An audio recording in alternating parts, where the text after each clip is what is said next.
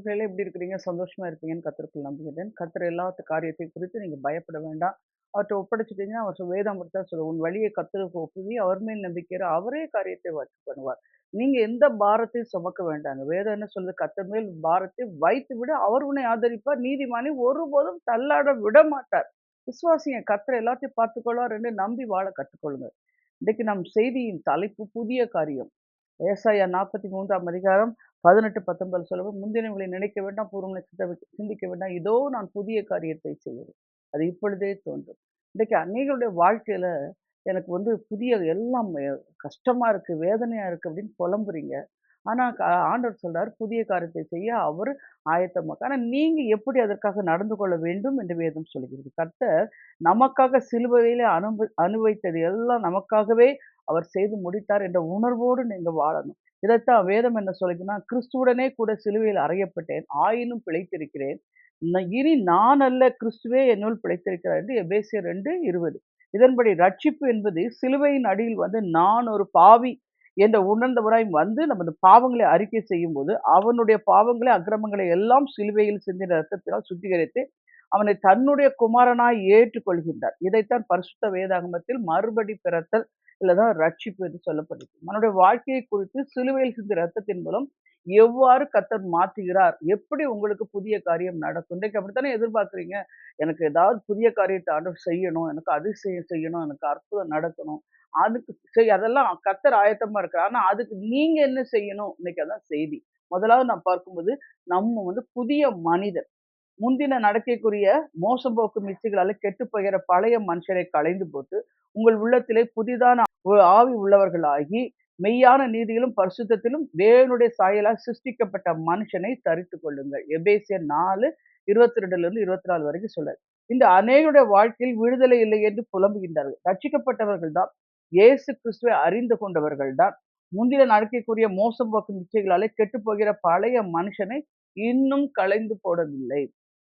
இந்த பழைய மனுஷனோட வாழக்கூடாதுங்க. எல்லாம் களைஞ்சு போடணும். அதனால தான் ரட்சிக்கப்பட்ட பிறகு நெறைய மாற்றங்கள் நம்முடைய வாழ்க்கையில வரும்.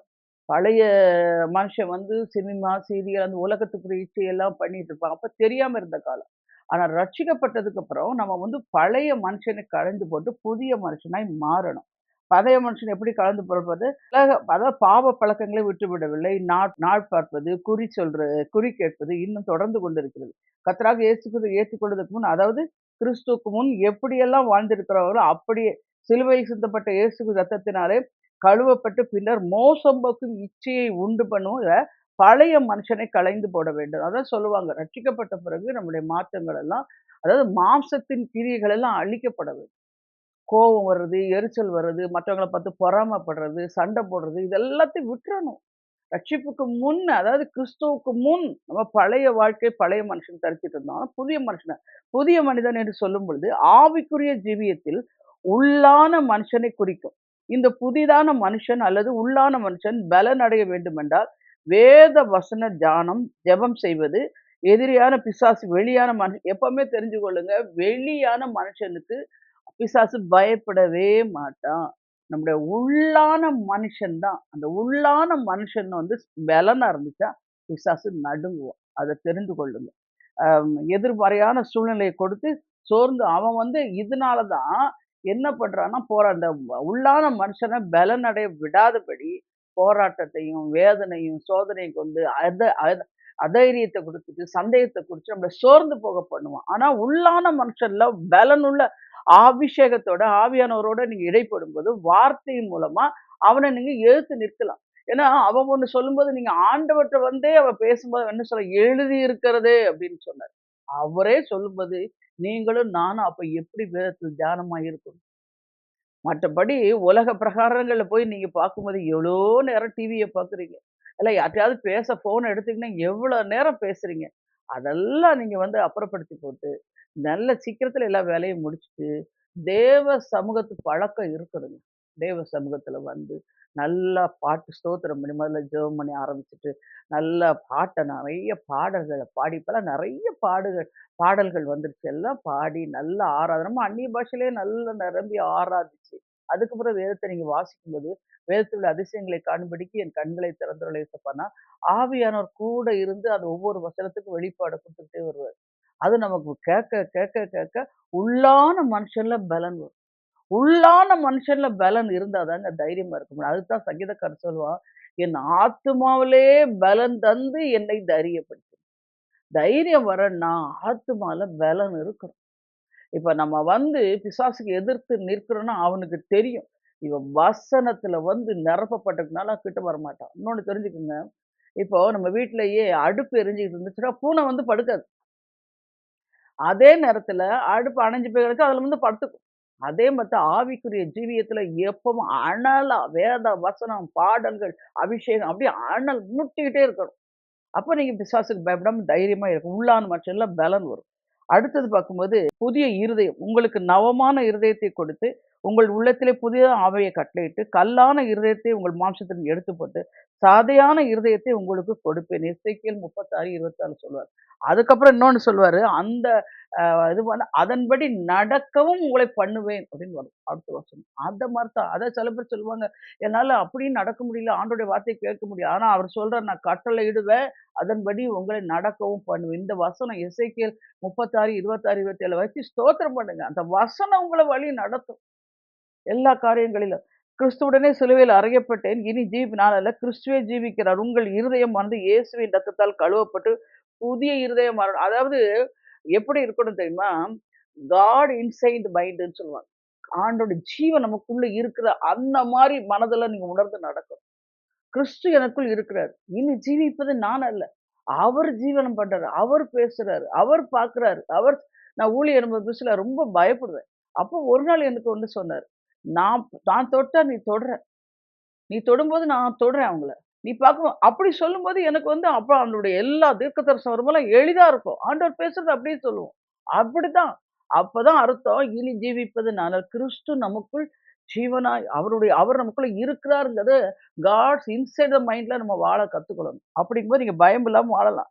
பாருங்க மனுஷனுடைய இருதயம் எப்படி இருக்கிறது என்று வேதம் சொல்லுது. எல்லாவற்றையும் பார்க்கிலும் இருதயமே திருக்குள்ளது மகா கேடு உள்ளதுன்ட்டு எரேமியா 17:9 சொல்லப்படுது. அதாவது மார்க் 7:21 23 வரைக்கும் என்ன சொல்றோம்? பாவமுள்ள இருதயம், பொல்லாத சிந்தை, விபச்சாரம், வேசித்தனம், கொலை பாதகம், களவு, பொருளாசை, துஷ்டத்தனம், கபடம், காம விகாரம், வன்கண், தூஷணம், பெருமை, மதிகேடு புறப்பட்டு வரும் என்று சொல்லப்பட்டது. மறுபெயர் அதுக்கு கல்லான இருதயம் என்று எழுதப்பட்டது. கல்லான இருதயத்தை எடுத்து போட்டு சதையான இருதயம், அதாவது நவமான இருதயம், சிலுவையின் சிந்தின ரத்தத்தின் மூலமாய் புதிய இருதயத்தை தேவன் நமக்கு தருகிறார். தாவீதைப் போல நீங்களும் கேட்க வேண்டும். அவர் சங்கீதம் 51 கேட்பார்ல, தேவனே சுத்த இருதயத்தை என்னிலே சிருஷ்டியும். அதுதான் செய்யணும். எல்லா சூழ்நிலைகளிலும் கர்த்தர் நமக்கு கூட இருந்து நம்ம வழி நடத்துவார். அதுக்கு அடுத்தபடியா பார்க்கும்போது 3வது புதிய ஆவி. உள்ளத்திலே புதிதான ஆவியை கட்டளையிட்டு, உங்கள் உள்ளத்திலே என் ஆவியை வைத்து, உங்களை என் கட்டளைகளில் நடக்கவும், என் நியாயங்களை கைக்கொள்ளவும், அவைகளின்படி செய்யவும் பண்ணுவேன் அப்படின்னு சொல்றாரு எசேக்கியேல் 36:27.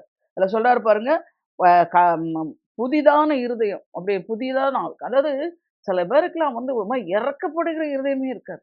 சிந்தை அவங்க எல்லாமே அவங்கள்ட்ட எல்லாவற்றிலும் அவங்களுடைய இருதயம் கேடுள்ள திருக்குள்ளதா இருக்கும். எதையுமே ஒத்துக்க மாட்டாங்க. ஒரு மாரி இறக்கப்படணும். யூசுவலாவே கிறிஸ்துவை உடையவர்கள் மற்றவங்க மேல மனதுருக்கம், அந்த மனதுருக்கத்தின் ஆவி நம்மோட இருக்கும். அவங்கள பார்த்தோனே இறக்கப்படும். நார்மலா எல்லாரையும் விட இயேசுவுடைய பிள்ளைகள், கர்த்தருடைய பிள்ளைகள் பாருங்க, பார்த்த உடனே மற்றவங்க மேல இறக்கப்படுவாங்க. ஐயோ! பாவம் இவ்ளோ கஷ்டப்படுறாங்க அப்படின்னு நினைப்பாங்க. அந்த மாரி நினைக்கணும். நினைச்சுட்டு அது மாத்திரம் இல்ல, தேவ சமூகத்துக்கு காத்திருக்க வேண்டும் என்று நினைக்கின்றேன். ஆனால் முடியவில்லை. சில பேர் இப்படி சொல்லுவாங்க. நான் ஃபாஸ்டிங் இருக்கணும்னு நினைக்கிறேன். ஆனா முடியல. நான் ஒழுங்கா ஆலயத்துக்கு வரணும்னு நினைக்கிறேன். ஆனா முடியல. இப்படி ஆள முடியலன்னா இதுக்கு கல்லான இருதயம்னு அர்த்தம். அதுல சொல்றாரு. ஆனா இந்த வசனம் என்ன சொல்லுதுன்னா, உங்களை என் கட்டளைகளில் நடக்கவும், என் நியாயங்களை கைக்கொள்ளவும், அவைகளின்படி செய்யவும் பண்ணுவேன். ஆவியானவர் செய்வார். இத நீங்க அவர்ட்ட ஒப்படைக்கணும்.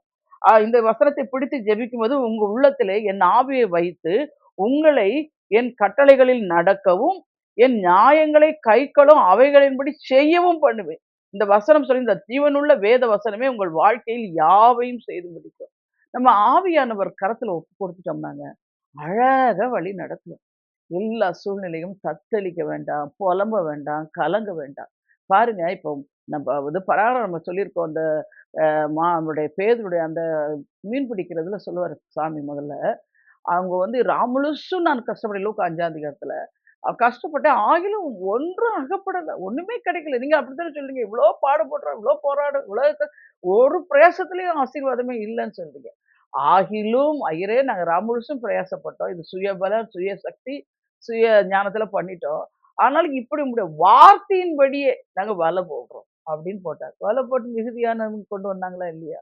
முதல்ல நம்முடைய வாழ்க்கைய கர்த்தர்ட்ட ஒப்பு கொடுக்கணும். இந்த வாழ்க்கை படகுல கர்த்தர் ஏறணும். அப்புறம் அவர அமரணும். உட்கார வைக்கணும். உங்க வீட்டுக்கு வந்தாங்க என்ன செய்யணும்? உட்காருங்க, உட்காருங்கன்னு சொல்லு. உட்காருங்க. அதுக்கப்புறம் அவர் நமக்கு போதகம் பண்ணணும். போதகம் பண்றது தான் இந்த ஆவியின்படி கட்டளையிட்டு அதன்படி நடக்கவும் பண்ண. அவருடைய சித்தத்துக்கு நம்மள ஒப்பு கொடுக்கணும். அது நீங்க ஆண்டவருக்கு ஆலோசனை கொடுக்கக்கூடாது. ஆண்டவரே சில பேர் ஜெபம் பண்ணும்போது சொல்லுவாங்க. ஆண்டவரே நீர் இப்படி செய்யும், அப்படி செய்யும், ஆணையாக்கும். அதெல்லாம் ஒண்ணும் கிடையாது. நீங்க தன்னை தாழ்த்திட்டு, "இசப்பா நீர் சேனைகள" அன்னாள் ஜெபம் பண்றா பார்த்தீங்களா? "சேனைகளின் கர்த்தாவே" அப்படி சொல்லணும். "நீர் எவ்வளோ பெரிய தெய்வன். உம்மை போல தேவன் யார்? என்னை நேசிக்க, என்னை ரட்சிக்க நான் எம்மாத்திரம் ஐயா. உங்களுடைய அன்பினால் என்னை அணைத்துக் கொள்ளுங்க. ஒரு தாயை போல தேற்றுறீங்க. ஒரு தகவனை போல சுமக்கிறீங்கப்பா. நான் கண்ணீர் வடிக்கும்போதெல்லாம் கண்ணீரை துடைச்சு எனக்கு ஆறுதல் படுத்தி அணைத்துக் கொள்றீங்கப்பா. உடைய வசனம் தான் என் சிறுமையில் எனக்கு ஆறுதல். நீர் என்னை நம்ப பண்ணின வசனத்தை எனக்காக நினைத்தருளும். இப்படி நீங்க ஜெபிக்கும் பொழுது வசனம் நம்ம சொல்றேன் எப்பவுமே ஜெபம் பண்ணும்போது வசனம் இருக்கணுங்க. நீங்க வசனத்த சொல்லி சொல்லி ஜெபிக்கணும். அது தாவீது பாருங்க 150 சங்கீதம் எழுதுறாரு. அது அவ்வளோ சங்கீதத்திலும் பாடுகளும் வேணும். ஆனா அவர் போராட்டத்த பிரச்சனைய பார்க்காம அத பாடலாய் மாத்திட்டார். அதே வேதத்துல பிரசங்கி 5 அதிகாரம் இருக்கு. புலம்பல். அது 5 அதிகாரம் புலம்பிட்டு இருக்கு. அதுக்கு பதிலா இப்ப தாவீது புலம்பல, பாடுறாரு. அது மாரி பாடுங்க. வாய திறந்து பாடுங்க. உங்களுக்கு என்ன சூழ்நிலை இப்ப அதுக்கு ஏற்ற பாடல்கள்லாம் வந்துருச்சு. சூழ்நிலைய பார்க்காத, சூறாவளிய பார்க்காதன்னு பாடுறாரு. உன் அருகில் இருக்கு இயேசுவை பார். கடல் அலைய பார்க்காத, கொந்தளிப்ப பார்க்காத. படகில் உறங்க இயேசுவே அந்த மாரி பாடல் உங்களை பலப்படுத்தும். உங்களுடைய ஆவிக்குரிய ஜீவியத்துல உங்கள முன்னேற்ற பாதையில கொண்டு போகும். பயம் இல்லையே, பயம் இல்லையேன்னு பாடுறீங்க. எதிர்கால பயம் இல்லையேன்னா, அந்த எதிர்காலத்த பயப்படுத்துற அந்த கிரிகள் அகன்று போகும். கர்த்தர் என்னோடு இருப்பதினால், கர்த்தர் என் மேய்ப்பர். அவர் என்னை நடத்துவார். புல்லுள்ள இடங்களில் மேய்த்து, சத்துருக்களுக்கு முன்பாக எனக்கு ஒரு பந்தியை ஆயத்தப்படுத்தி, என் தலையை எண்ணெயால் அபிஷேகம் பண்ணி, என் பாத்திரம் நிரம்பி வழியச் செய்வார். ஜீவனுள்ள நாளெல்லாம் நன்மையும் கிருபையும் தொடருமே ஒழிய, போராட்டமும், வறுமையும், தரித்திரமும் என்னை தொடாது. தொடராதுன்னு சொல்லுங்க. அப்படி விசுவாசத்துல அறிக்கை பண்ணுங்க. இந்த மாரி அறிக்கை பண்ண தெரியணும் முதல்ல உங்களுக்கு. வசனம் தெரிஞ்சா தானே அறிக்கை பண்ணுவீங்க. எவ்ளோ செய்தி கேட்குறீங்க. இப்பல்லாம் யூடியூப்ப தட்டி விட்டா எக்கச்சக்க செய்தி. ஆனா, அதுக்காக எல்லாரும் பேசுறாங்க, நீங்க கேட்டுட்டு இருக்கக்கூடாது. உங்க ஆவிக்கும் பேசுறவங்களுக்கும் ஒரு மனம் இருந்துச்சுன்னா, அந்த செய்திய நீங்க கேட்கணும். ஏன்னா, சும்மா கண்டபடி பேசுறவங்களும் இருக்கிறாங்க. வேதத்த கதை மாரி சொல்றவங்களும் இருக்கிறாங்க. ஆனா, ஆவியானவர் சத்தத்தை கீழ்ப்படி போன வாரத்துல நேத்திக்கு காலையில நான் அந்த செய்திக்கு ரொம்ப ரொம்ப என்ட்ட சொன்னாங்க. நான் நெறைய கேள்வி என் மனசுல எழுப்பியிருந்தேன்மா. அந்த வஞ்சக பிசாசை எப்படி அவனுடைய தந்திரத்த உடைப்பதுன்னு அத அழகா சொல்லி அத்தன கேள்விக்கு எனக்கு அதுல பதில் குடுத்துட்டீங்க. எனக்கு ரொம்ப சந்தோஷமா இருந்துச்சு. அந்த மாரி செய்திய நம்ம குடுக்கும்போதே, ஜனங்களுக்குள்ள கர்த்தர் கிரிய செய்வாரு. புலம்பிட்டு இருப்பீங்க. அங்க புலம்பல் நிறுத்தப்படும். வேதனையில வாடி நிப்பீங்க. உங்கள கர்த்தர் கரம் பிடித்து தூக்குவாரு. அந்த மாரி நீங்க ஒவ்வொரு நாளிலும் உங்கள வேத வசனத்தின் மூலமா உங்கள இது பண்ணணும். 2 கொரிந்தியர் 5:17 சொல்ல ஒருவன் கிறிஸ்துவுக்குள் இருந்தால் லைஃப் இன் கிரைஸ்ட் எல்ஐசி புது சிருஷ்டி. தினந்தோறும் இந்த வசனத்த சொல்லுங்க. ஒவ்வொரு நாளும் புது சிருஷ்டி, புது சிருஷ்டி. கேளுங்க ஆண்டவரே. உம்முடைய சித்தத்துக்கு, உம்முடைய சத்தத்துக்கு என்னை மாற்றுங்கப்பா. உம்மால் தான் என்ன மாற்ற முடியும். வேற யாரும் என்ன மாத்த முடியாது. என் மீட்பர் நீர் அல்லவா? என்னை மீட்டெடுத்தீரே. அப்படி சொல்லி நீங்க ஸ்தோத்திரம் பண்ணுங்க. அது மாத்திரம் இல்ல, பரிசுத்த ஆவியானவர் என்னை ஆட்கொண்டு நடத்துவார் என்று விசுவாசியுங்கள். பலத்தினாலும் அல்ல, பராக்கிரத்தினாலும் அல்ல, ஆவியினாலே ஆகும். சகரியா 4ஆம் அதிகாரம் 7ஆம் வசனத்துல. எந்த சூழ்நிலையும்ங்க கர்த்தருடைய ஆவியார் நம்மளை நடத்துவார். எதுக்காக நமக்கு இந்த வேதத்துல எல்லாம் எழுதி வைக்கப்பட்டிருக்குன்னா, எதெல்லாம் முடியாது என்று இது பண்ணும்போது இஸ்ரவேல் ஜனங்கள் பாருங்க, அவங்க ரொம்ப எகிப்தில அந்த பார்வோனோட ஆளோட்டி நிமித்தம் ரொம்ப பாடுகள் அனுபவிக்கிறாங்க. வேலை செய்றாங்க, கூலி கிடையாது. ரொம்ப க க அடிமைத்தனம் செங்கல் ரொம்ப வைக்கல் குடுக்க மாட்டான். இப்படி ஒண்ணொன்னா அவன் குடுக்காம அந்த பாடுபடுத்த அந்த கூக்குரல் சத்தத்த கர்த்தர் கேட்டார். நீங்க நினைக்கலாம், என் வேதனையில ஆண்டவர் இருக்கிறாரா? இந்த போராட்டத்துல ஆண்டவர் க க பார்க்கிறாரா? என் கூக்குரல அவர் கேட்கிறாரா? என் கண்ணீர அவர் பார்க்கிறாரு. எல்லாம் பார்த்துட்டு இருக்காரு. இஸ்ரவேல் ஜனங்களுக்கு பார்த்தாரா இல்லையா? பார்த்து, அங்க பாருங்க பார்வோன் பிடியிலிருந்து அதுக்குன்னு ஆட்டுக்குட்டியின் ரத்தத்தினால மீட்டு எடுத்து கூட்டிட்டு வராரு. அங்க கூட்டிட்டு வரும்போது, வராங்க அதுக்கு வந்துட்டு இருக்கும்போது முன்னாடி சிவந்த கடல். அங்க பாருங்க கடல். இதுதான் இயற்கைக்கு அப்பாற்பட்ட தேவ வல்லமை. அங்க மோசேயோட கையில இருந்த சொல்றாரு, "கைய நீட்டு, கோலை நீட்டு 2ஆ பிளந்து" அதுல வந்து அந்த ஜனங்கள் பாருங்க யோசிச்சு பாரு 2 பக்கம் தண்ணி நிக்குது. அதுக்கு நடுவுல அந்த ஜனங்கள் எவ்வளோ பெரிய தேவன், பெரிய வல்லம். அந்த வல்லமைய நீங்க நெனச்சு பிரமிச்சு பார்க்கணும். அப்படியே அனுபவிச்சு நீங்க வேதத்த வாசிங்க. அப்புறம் சத்துருக்கு பின்னாடி அங்க முன்னாடி எல்லாம் பின்னாடி நிச்சயமா அந்த ஜனங்கள் அப்படித்தானே கத்திருக்காங்க. ஐயோ! பின்னாடி தொரத்திட்டு வரான், தொரத்திட்டு வரான். அத திரும்பி பார்க்க அப்ப கூட ஆண்டவர் என்ன இஸ்ரவேல் ஜனங்கள அங்க அனுப்பிட்டு, ஃபுல் சத்துருக்கள உள்ள கொண்டு வந்து, எப்படி ஒரு நம்ம பேக்ல ஜிப்ப போடுற மாரி, அந்த ஜனங்கள் சத்துருக்கள உள்ள வச்சு அப்படியே ஜிப்ப போட்டாரு. கடல் மூடி போட்டுச்சு சத்துருக்கள. அதுக்கு தான் சங்கீதம் 78, 53ல சொல்றாரு, அவர்கள் பயப்படாதபடிக்கு அவர்களை பத்திரமாய் வழிநடத்தினார். அவர்கள் சத்துருக்களை கடல் மூடிப்படும். ஒவ்வொரு வசனத்துக்கும் வல்லமை உண்டு. ஆவி உண்டு. ஜீவன் உண்டுங்க. நீங்க கண்டபடி போய் சீரியலும் சினிமாவையும் பார்த்துட்டு இருக்க நேரம் இந்த வேத புஸ்தகத்தில் ஜீவனுள்ள புஸ்தகம் உங்களுக்காக எழுதி கொடுக்கப்பட்டது. ஆசீர்வாதங்கள், ஐஸ்வர்யம் எல்லாம் இதுக்குள்ள அடங்கி இருக்குது. இத போய் பிடிச்சிட்டு உங்க கண்கள தூக்கி அதுக்குள்ள வச்சு வேத வசனத்த தான் நான் எப்பவுமே சொல்லுவேன் வாலிப பிள்ளைட்ட. இந்த வயசுல இந்த வேதத்த நீ சுமந்தனா, வயசான காலத்துல அவன் வேத புத்தகம் உன்னை சுமக்கும். எங்களெல்லாம் அப்படிதான் சுமக்கும். அதனால சோர்ந்து போகக்கூடாது. தேவ வசனத்தை கீழ்ப்படிஞ்சு நடங்க. 4வது பார்க்கும்போது புதிய சிந்தை. சில பேர் சிந்தை என்பது நம்ம அது மனம். அது புதிதாக வேண்டும். அது அது மறுரூபம் அடையணும். சில பேர் சொல்லுவாங்க, "நான் ரட்சிக்கப்பட்டேன் சிஸ்டர். எல்லாம் பண்ணோம், அதெல்லாம் பண்ணோம். ஆனா ஒண்ணுமே மாறலையே" அப்படின்னுவாங்க. ஏன் மாறல? உங்க மனம் மாறல. வேதம் அப்படித்தானே சொல்கிறது. ஏசாயா 1:19ல சொல்றாரு, "மனம் பொருந்தி நீ செவி கொடுத்தால் தேசத்தின் நன்மையை புசிப்பாய்." கர்த்தர் உங்கள பார்த்து சொல்றாரு, "கானான் தேசத்த உனக்கு கொடுப்பேன். பாலும் ஓடுகிற கானான் தேசம்." கரெக்ட் தானே? ஆனா, நீங்க என்ன அது எப்படி? எப்ப போறது? எப்படி கிடைக்கும்? அப்படின்னு தான் மனம், வசனமும் மனமும் பொருந்தி அவருக்கு நீங்க செவி கொடுத்தீங்கன்னா, தேசத்தின் நன்மையை பெறுவீங்க. வசனம் உங்கள குறிச்சு என்ன சொல்லுது? அநேக பிள்ளைகள் இயேசு கிறிஸ்துவின் மீட்கப்பட்டு புதிய இருதயம், புதிய ஆவியினால் நிரம்பி, அந்நிய பாஷையெல்லாம் கூட பேசுவார்கள். ஆனால் தங்கள் சிந்தையில் சிறைப்பட்டு போயிருப்பார்கள். உலகத்தாரைப் போல நடந்து கொள்வார்கள். மாம்சம் சொல்வதை கேட்டு நடப்பார்கள். விடுதலை இல்லாத வாழ்க்கையை வாழ்வார்கள். இதைத்தான் பரிசுத்த வேதாகம் சொல்கிறது. மாம்ச சிந்தை மரணம், ஆவியின் சிந்தையோ ஜீவனும் சமாதானம். ரோமர் 8:6. சிந்தை எப்படி இருக்குது? நல்லா விசுவாசிக்கிறேன் சிஸ்டர். வேதம் வாசிச்சா சில பேர் சொல்லுவாங்க, ஒரு நாளைக்கு நான் 10 அதிகாரம் வாசிச்சேன். எனக்கு ஒரு பிரதர் சொன்னாரு, "ஒரு நாளைக்கு நான் 10 அதிகாரம் வாசிக்காம நானு வேலைக்கு போமாட்டேன்மா" அப்படின்னு. "அப்படியா பிரதர்? அப்படியா? நீங்க அந்த 10 அதிகாரம் படிச்சீங்களா? அதுல ஒரு வசனம் சொல்லுங்கன்னு" கேட்டேன். அது அப்பவே மறந்து போயிரும். எதுக்கு வேதம் வாசிக்கிற? சும்மா பேருக்கு எல்லாத்தையும் சொல்றதுக்கு. 10 அதிகாரம் ஒரு நாளைக்கு வாசிக்கிறேன். 15 முறை ஜெபம் பண்றேன். ஒண்ணுமே நடக்கல. ஏன்? சிந்தை மாறவே இல்லையே! சிந்தையில புது சிருஷ்டியா இருக்கிறியா? புதிய இருதயம் இருக்குதா? பழைய மனுஷன களைஞ்சு போட்டுருக்கிறியா? புதிய ஆவிய பெற்றவளா இருக்கிறியா? கல்லான இருதயத்த எடுத்து போட்டு சதையான இருதயத்த கொடுப்பேன்னு சொன்னாரு. அதான் கர்த்தருடைய வார்த்தைக்கு செவி கொடுக்காத இருதயத்த எடுத்து கர்த்தருடைய சத்தத்துக்கு செவி கொடுக்கிற இருதயமா மாறி போனியா? இல்லையே! சிந்தை மாறணும். சிந்தை மாறினா தாங்க செயல்கள் மாறும். சிந்தையில தான் நமக்கு போர்க்களம். ஜாய்ஸ் மயர் எழுதுனாங்கல்ல, ஆவிக்குரிய சிந்தையின் போர்க்களம்னு எழுதுப்பாங்க அதுல. அதுல பாருங்க எல்லா சிந்தையும் மாம்ச சிந்தை இருக்கும், பகுத்தறிவு சிந்தை இருக்கும். நெறைய சிந்தை. ஏன்? எதுக்கு? ஒரே கேள்விகள். பகுத்தறியறது. இது எதனால வந்துச்சு? அத நீ அறிஞ்சு என்ன பண்ண போற? ஆண்டவர்ட்ட போய் நிக்கணும். எல்லாத்துலயும் உலகத்தாரைப் போல சிந்திப்பது மாம்ச சிந்தை, மனிதனின் சிந்தை.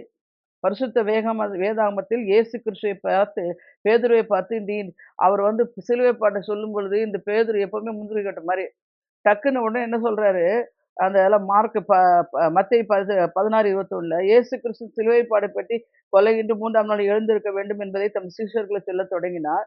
இந்த நேரத்துல பேதுரு ஆண்டவர் மீது அதிக அக்கறை உள்ளவராய், இது உமக்கு நேரிடக்கூடாது என்று அவரை கடிந்து கொண்டார். அப்பதான் ஆண்டவர் சொல்றாரு அவர் பார்த்து 23 வசனம், நீ தேவனுக்கு ஏற்றவைகளை சிந்தியாமல் மனுஷனுக்கு ஏற்றவைகளை சிந்திக்கிறார். தேவனுக்கு ஏற்றவை சிந்திக்கிறதுன்னா என்னங்க? ஆதியிலே வார்த்தை இருந்தது, வார்த்தை தேவனாய் இருந்தது. அப்ப வார்த்தை தான் தேவன், தேவன் தான் வார்த்தை. அப்ப நீங்க எப்பவுமே எல்லா சூழ்நிலையிலும் வார்த்தையை சிந்திக்கணும். வார்த்தை என்ன சொல்லுது? கர்த்தருக்கு பயப்படுற மனுஷன் இவ்விதமாய் ஆசீர்வதிக்கப்படுவான். அவன் மனைவி கனி தரும் திராட்சை கொடியைப் போல் இருப்பார். பிள்ளைகள் அவங்களை சுற்றிலும் ஒலிவ மர கண்டுகளைப் போல் இருப்பார்கள். இன்னைக்கு பிள்ளைங்க அப்படி இருக்கிறாங்களா? பிள்ளைகள் எப்படி இருக்கிறாங்க?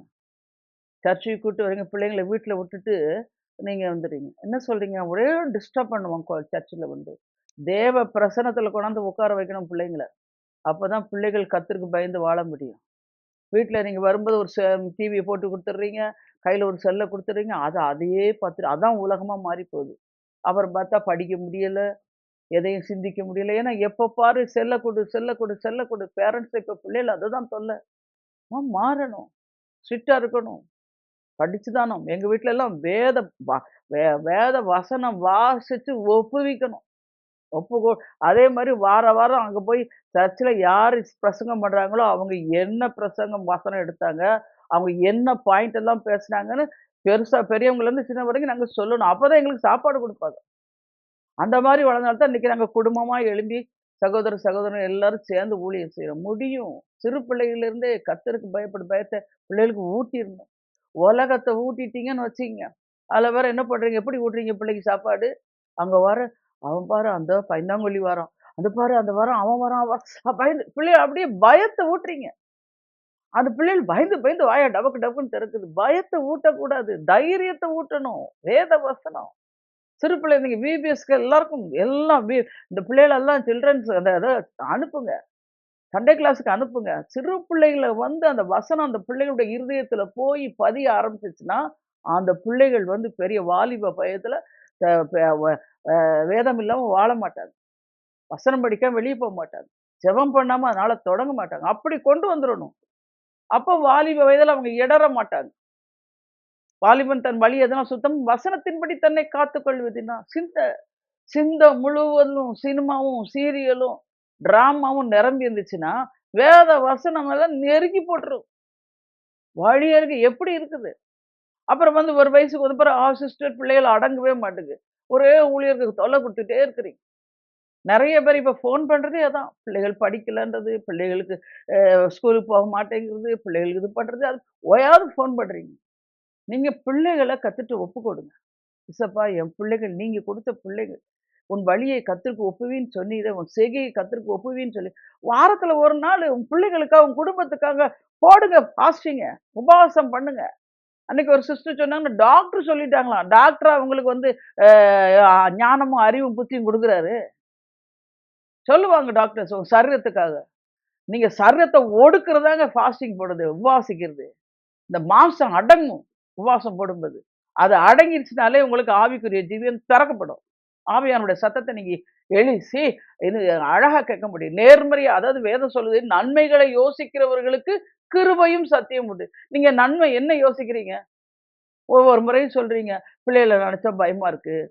அதுவும் பொம்பள பிள்ளைகள் பெத்திருக்கேன்னா ரொம்ப பயமா இருக்குது. இப்ப உலகமே கெட்டு கிடக்குது. அதாவது கடல்ல வந்து மீன் நீந்திட்டு கிடக்குதுங்க. உப்பு தண்ணிக்குலாம் நீந்துது.